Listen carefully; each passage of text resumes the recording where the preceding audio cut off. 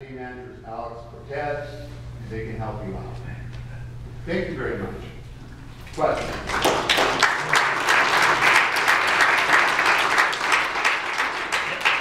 I forgot my 10-point pledge. You all have one. Please read it. I believe in accountability. It does have term limits. If I am elected, I will not accept the congressional health care system because I can pay for my own. Why should I be different than anybody else? Many things like that in here. Please read it. Something we work hard on. Questions? Sorry. Yes, sir. Laurence, my name is Jim Jennings. I'm also Hi, an Jim. elected official in the county. I'd like to welcome all the candidates here tonight. And my question to you is, and I waited to the last candidate, so I'm not picking on you. And I would like to elaborate on it after you answer. The question is, what do you know what the impact of tobacco is in the 5th Congressional District? Do I know what the impact of tobacco is?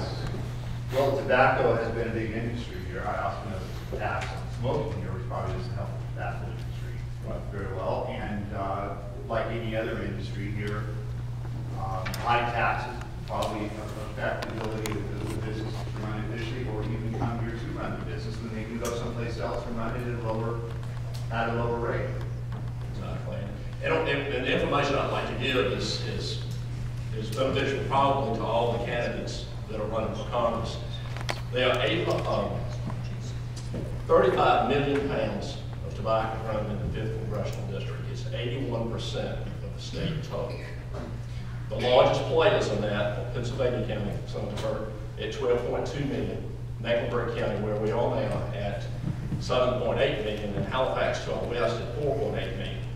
The farmers in that district receive about $1.85 a pound for that tobacco, and they have to pay the expenses of that.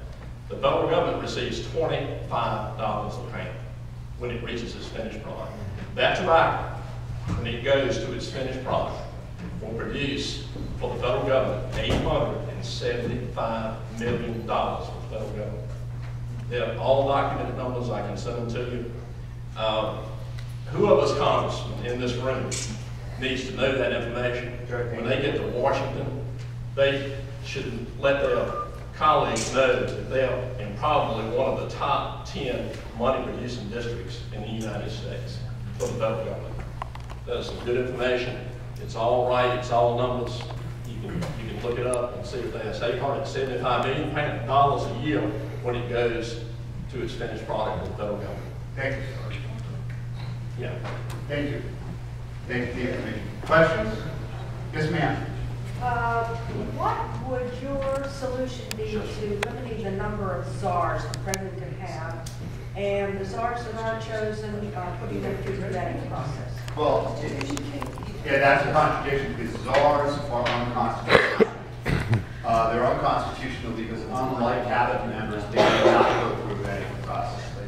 Obama is not the first one to have it. Bush did. It was wrong when Bush did it, and Obama is just taking it over the top. I would suggest if I were elected that I would point out it's unconstitutional. We should not have any czars because ultimately czars are not held accountable to you. That's what we have a cabinet for. Since it is unconstitutional, why has not anyone